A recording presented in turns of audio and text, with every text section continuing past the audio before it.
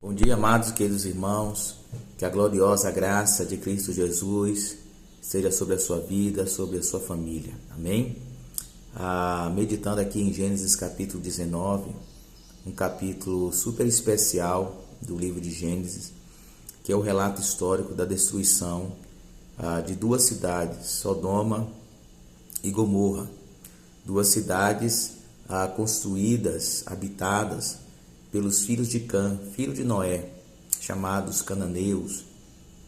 E essa história fala de como Deus ele intervém nessas cidades para punir, para trazer juízo diante do pecado daquelas cidades. A gente poderia tirar várias lições dessa história, lições acerca da seriedade do pecado, da justiça de Deus, mas eu queria pensar com vocês um aspecto importante que às vezes pouco é explorado aqui nessa passagem, que é a capacidade que Deus tem, mesmo em meio ao pecado, à degradação humana, Deus manifestar a sua graça e a sua misericórdia como resposta à oração de um servo do Senhor.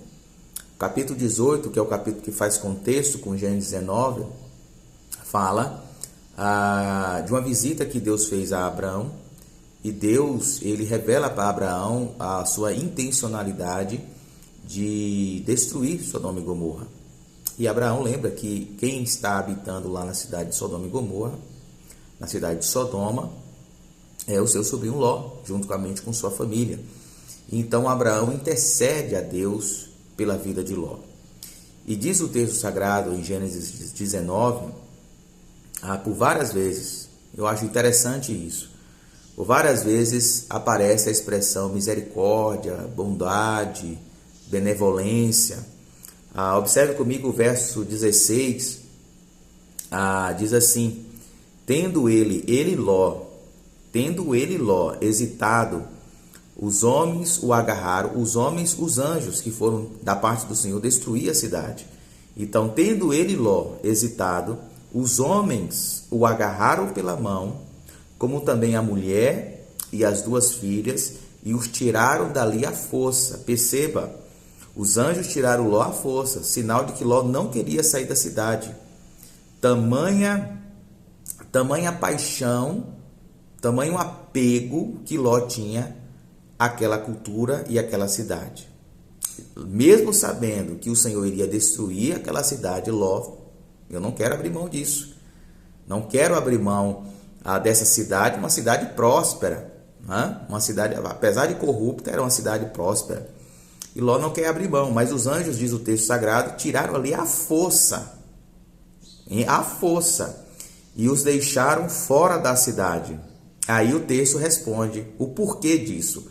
Porque o Senhor teve misericórdia deles. Por que os anjos pegaram Ló e sua família à força e o tiraram da cidade? O autor sagrado responde: porque o Senhor teve misericórdia deles. Agora vá comigo o verso 18.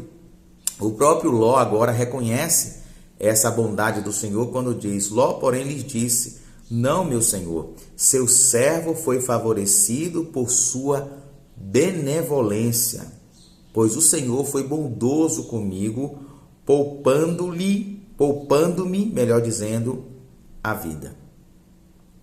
No verso 16, o autor sagrado explica o ímpeto dos anjos em resgatar Ló e sua família, a misericórdia do Senhor. Agora no verso 18 é o próprio Ló que reconhece que ele e sua família foram favorecidos. Eles foram favorecidos pela benevolência do Senhor. E eles foram alvos da bondade do Senhor, a ponto ou pelo fato do Senhor ter poupado-lhe a vida. E aí a gente se pergunta por que Deus decidiu ser bondoso com Ló e sua família. No último versículo da história, o autor sagrado responde: quando Deus arrasou, verso 29, quando Deus arrasou as cidades da planície, lembrou-se de Abraão e tirou Ló do meio da catástrofe que destruiu as cidades onde Ló vivia. Ou seja, o autor sagrado está dizendo que Deus decide agir com misericórdia e bondade na vida de Ló, um sobrinho de Abraão, por amor a Abraão, em resposta à oração intercessória, compassiva de Abraão. A gente poderia falar muitas coisas aqui, mas eu queria destacar o seguinte: como nós, pais e mães, avós, tios, ou nós que exercemos algum tipo de tutela, de cuidado para com outra pessoa, seja um aluno, seja funcionários, nós que exercemos algum tipo de autoridade, de protagonismo em relação a outras pessoas, como nós temos a responsabilidade, irmãos, de orarmos constantemente pelas pessoas que estão sob o nosso cuidado. Como nós temos a responsabilidade de interceder por essas pessoas constantemente, para que a graça e para que a bondade do Senhor esteja sobre as suas vidas. Quantas vezes Deus decide manifestar sua graça e sua misericórdia na vida dos nossos filhos, em resposta às nossas orações. Nós sabemos que Deus é soberano, mas Ele decidiu agir na história, em muitas vezes, em muitos momentos, em resposta às nossas orações.